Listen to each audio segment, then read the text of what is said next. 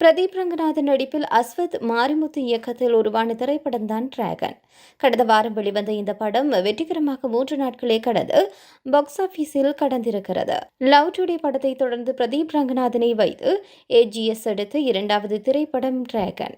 Love today எப்படி உலகளவில் 100 கோடி வசூல் சாதனை படைத்ததோ அதேபோல் இந்த படமும் சாதனை படைக்கும் என எதிர்பார்க்கப்பட்டது.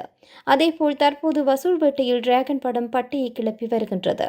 இந்த நிலையில் 3 நாட்களில் இந்த படம் எந்தெந்த இடங்களில் எவ்வளவு வசூல் செய்துள்ளது என்பது குறித்து தயாரிப்பாளர் அர்ச்சனா அதிகாரப்பூர்வமாக வெளியிட்டிருக்கின்றார். இதில் தமிழ்நாட்டில் 24.9 கோடி வசூல் செய்துள்ளது.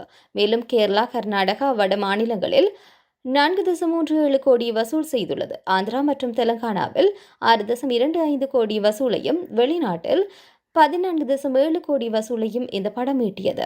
இதன் மூலம் உலகளவில் 50.22 கோடி வசூலை டிராகன் படம் 3 நாட்களில் செய்துள்ளதாக அதிகாரப்பூர்வமாக அறிவித்துள்ளனர்.